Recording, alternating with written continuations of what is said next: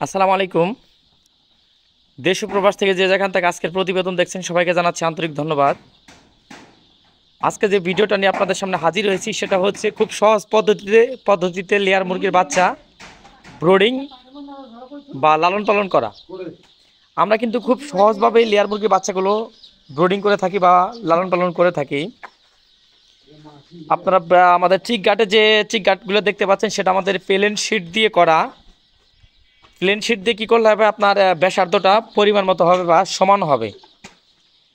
এইখানে আপনাকে অবশ্যই একটা জিনিস খেয়াল রাখতে হবে, কারণ একদিন একটা জিরো বাচ্চা যখন আপনি কোম্পানি থেকে সংগ্রহ করে ব্রোডিং স্টেপে 10 দিন পর্যন্ত রাখবেন, এই 10 দিনেই কিন্তু আপনার মুরগিটা গঠন হয়ে উঠবে। এই 10 দিনের মধ্যে যদি আপনি মুরগিটা তৈরি করে নিতে না পারেন, তাহলে যে সমস্যাগুলো আপনাকে ফেস করতে হবে সেটা হচ্ছে সঠিক মাপের ওজনটা আপনি পাবেন না, বাচ্চা ছোট বড় হয়ে যাবে, বাচ্চা নানামুখী সমস্যা, আপনাকে এই ধরনের সমস্যাগুলো আপনাকে ফেস করতে হবে। সেক্ষেত্রে আপনি খুব প্রপারভাবে বাচ্চাগুলা ব্রোডিং করার চেষ্টা করবেন, যাতে কোনো প্রকার বাচ্চা আপনার ছোটো বড় না হয়। সঠিক পরিমাণে খাবার ব্রোডিং থেকে বাচ্চা সংগ্রহ করতে পারে, পর্যাপ্ত পরিমাণ যেন পানির পট থাকে, পর্যাপ্ত পরিমাণ খাবারের পট যেন থাকে।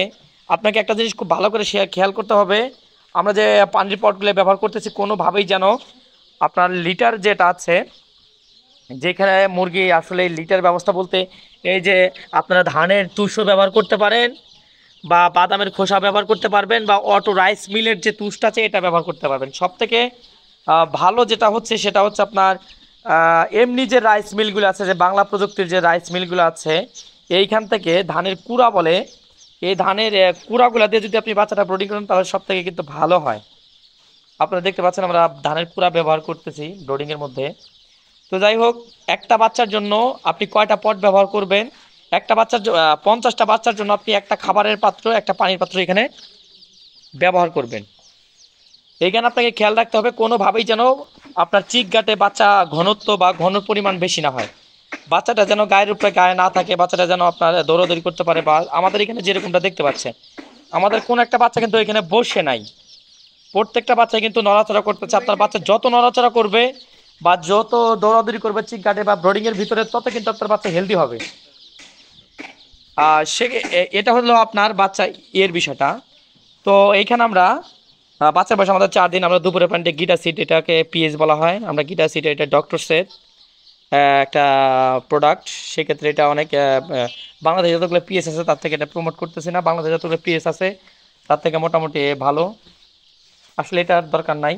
তো যাই হোক, আপনার জিরো বাচ্চা কিভাবে লালন পালন করবেন তা কিন্তু মোটামুটি একটা ধারণা আপনারা পেয়ে গেছেন। সেটা হচ্ছে আপনি 10 ফিট করে একটা চিক গার্ড করে এখানে 400 পিস বাচ্চা বা 450 পিস বাচ্চা দিয়ে আপনি 10টা খাবার পাত্র, 10টা পানির পাত্র দিয়ে বাচ্চাটা ব্রোডিং করবেন। তারপরে ক্রমান্বয়ে যে ভ্যাকসিনেশন বিষয়গুলো থাকে, এই ভ্যাকসিনেশনের বিষয়গুলো আপনারা প্রপার করতে পারবেন। আপনি একদিন একটা জিরো বাচ্চা যখন নেবেন, তখন কিন্তু আপনার বাচ্চাটা স্ট্রেস কমানোর জন্য যখনই আপনার বাচ্চা ব্রোডিংয়ে ছাড়বেন, সেক্ষেত্রে আপনাকে অবশ্যই পানিটা আগে ব্যবহার করবেন, আধা ঘন্টা পর খাবার দিবেন। এখন আপনি পানিটা কোন ধরনের মেডিসিন আপনি পানিটা ব্যবহার করবেন, এইখানের মধ্যে আপনার গ্লুকোজকেও ব্যবহার করে। তার থেকে যদি আপনি একটু ভালো রেজাল্ট নিতে চান তাহলে অবশ্যই আপনি লাইসোভিট ব্যবহার করবেন, আপনি লাইসোভিটটা ব্যবহার করবেন। লাইসোভিটটা যদি ব্যবহার করেন তাহলে কিন্তু আপনার গ্লুকোজের থেকে আপনার অনেক ভালো একটা রেজাল্ট পাবেন। আপনার বাচ্চারা যে আপনার ওই স্টেজটা যে ধকলটা, এটা কিন্তু অল্প সময়ের মধ্যে বাচ্চাটা কাটিয়ে এনে বাচ্চাটাকে সবল করবে। তারপর আপনি অ্যান্টিবায়োটিক একটা 3 দিন থেকে 4 দিনের একটা ডোজ ব্যবহার করবেন। অ্যান্টিবায়োটিকের যে আমরা ডোজটা ব্যবহার করে থাকি সেটা খুব, আমরা একটা গ্রুপেই, এখন আগের যে বিষয়গুলো ছিল 3-4টা অ্যান্টিবায়োটিক দিয়ে পিএইচ অ্যাড করে, টক্সিন অ্যাড করে আপনাকে যে বাচ্চা ব্রোডিংয়ের যে বিষয়গুলো এগুলা করা লাগতো, তাতে কি হইতো, খরচ কিন্তু ব্রোডিংয়ের খরচটা কিন্তু অনেক বেড়ে যাইতো, মানে অনেকটা বেশি হয়ে যাইতো। আর আপনি একটা মেডিসিনের মধ্যে কিন্তু বা একটা বোতলের মধ্যে কিন্তু আপনি অনেকগুলো উপাদান দিয়ে আপনি বাচ্চা ব্রোডিংয়ের যে এটা সারতে পারবেন। যেমন এখানে আপনার ভিটামিন B12 পাবেন, ভিটামিন কে3টা পাবেন, তারপরেও হচ্ছে ভিটামিন D পাবেন, ভিটামিন A পাবেন, ভিটামিন E পাবেন, ভিটামিন B1, B2, B6, আপনার এখানে আপনার লাইসিন পাবেন, কোলেস্টিন পাবেন। আপনার প্রপার যদি আপনি নিমোভিট, আপনি এক কথা বলে নিমোভিট ডাবলেসটা দিয়ে যদি আপনি বাচ্চাটা ব্রোডিং করে থাকেন, তাহলে কিন্তু খুব সহজভাবে অল্প খরচে কিন্তু আপনি বাচ্চাগুলো ব্রোডিং করতে পারতেছেন। এটা আপনি জাস্ট একবেলা পানিতে দিয়ে দিবেন একবেলা, রাত্রেবেলা এডিট যদি দিতে পারেন তাহলে ভালো হবে, না হলে দেওয়ার দরকার নেই। আপনি চেষ্টা করবেন মুরগিতে কম পরিমাণ অ্যান্টিবায়োটিক ব্যবহার করে আপনি মুরগি তৈরি করবেন। আপনার ছোট বাচ্চা থেকে বলি আর বড় মুরগির থেকে বলি, যখনই আপনার মুরগিতে অতিরিক্ত অ্যান্টিবায়োটিক আপনি মুরগিতে ব্যবহার করবেন তখনই আপনার মুরগির গ্রোথ নষ্ট হয়ে যাবে। আপনি চেষ্টা করবেন ন্যাচারালভাবে মুরগিকে লালন পালন করার জন্য, যত্নটা বাড়িয়ে দিয়ে অ্যান্টিবায়োটিক বা ওষুধ মুক্ত মুরগি করবেন, তাহলে আপনি সবথেকে ভালো একটা রেজাল্ট আপনি পাবেন। অনেক খামারি আছে যে হিউজ পরিমাণ ওষুধ ব্যবহার করে, লাখ লাখ টাকার ওষুধ ব্যবহার করে। আমরা কিন্তু আপনারা জানেন যে আমাদের ফার্মগুলো, আমাদের হিউজ মুরগি 40-45 হাজার পর্যন্ত আমাদের মুরগি থাকে, প্রত্যেকটা ব্যাচে আমাদের 7 থেকে 8 হাজার করে বাচ্চা ব্রুডিং আমরা করে থাকি। আমাদের এই বাচ্চার ব্রুডিংয়ে যদি আমি ওষুধ কস্টের কথা বলি, আপনারা হয়তো বিশ্বাস করবেন কিনা জানি না, আমার এখানে 3টা লাইসোবিট নেওয়া হয়েছে আপনার 3-5-1500 টাকা, আর আমি নিমোভিট ডাব্লিউএসটা নিয়েছিলাম 1800 টাকা। এই 1500-1800 কম বেশি 4000 টাকায় আমার প্রায় 4-5 হাজার বাচ্চা আমি এখানে ব্রোডিং করতেছি। আমার প্রত্যেকটা ওষুধই কিন্তু বেঁচে গেছে। আমার এখন নিমোভিট ডাব্লিউএস যেটা আমি দেখাইছি একটু আগে, ওইটাতে যে পরিমাণ ওষুধ আছে আমি আরও 3000 বাচ্চা ব্রোডিং করতে পারবো। আসলে কেউ কি বলতে পারবে আমার বাচ্চার মান খারাপ? আর যেহেতু আমরা কমার্শিয়ালভাবে লেয়ার মুরগি লালন পালন করে থাকি, প্রত্যেক মাসে আমাদের যদি কম করে হয় 20-25 হাজার বাচ্চা ব্রোডিং করি আমরা প্রত্যেকটা মাসের মধ্যে।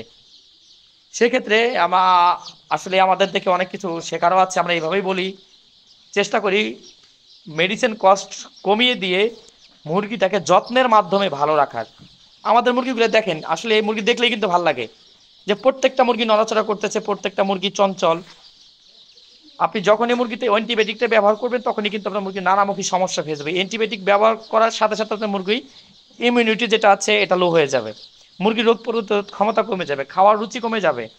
যখনই আপনি এই ধরনের সমস্যাগুলো ফেস করবেন তখন আপনার নানামুখী সমস্যা আপনাকে এই মুরগি নিয়ে করতে হবে। তো যাই হোক, যারা আসলে লেয়ার মুরগির বাচ্চা বলেন বা লেয়ার মুরগির পালন ক্ষেত্রে বলেন, তারা ইনশাল্লাহ আমাদের সাথে যোগাযোগ করবেন। আমাদের এখানে ট্রেনিংয়ের ব্যবস্থা করা আছে। আপনি চাইলে আমাদের এইখান থেকে ট্রেনিং নিতে পারবেন, কীভাবে আপনি বাচ্চা মুরগি একদিন একটা জিরো বাচ্চা লালন পালন করবেন, কখন কোন সময় ভ্যাকসিনেশনের কথা বলবেন। আসলে লেয়ার মুরগিটি এমন একটা বিষয়, আমি যদি সারাদিনও লেয়ার মুরগি সম্পর্কে বলি আমি আপনাকে 10% ধারণাও দিতে পারবো না। তাই আপনি আমাদের যদি ফার্মে আসেন তাহলে সবথেকে বেশি ভালো হবে আপনি আমাদের ফার্মে এসে দেখে শুনে আপনি বুঝতে পারবেন যে আসলে আমরা কত সহজভাবেই খামার করে থাকি বা ডিমের মুরগি করে থাকি। আমাদের ফার্মের লোকেশন হচ্ছে রংপুর নীলফামারী ডিমলা উপজেলা। আপনারা সরাসরি আমাদের ফার্মে এসে দেখে শুনে সব বিষয়ে পরামর্শ ইনশাল্লাহ নিতে পারবেন। তো ইনশাল্লাহ এই প্রত্যাশায় ভিডিও এখানে শেষ করছি। সবাই ভালো থাকবেন, সুস্থ থাকবেন। আল্লাহ হাফেজ।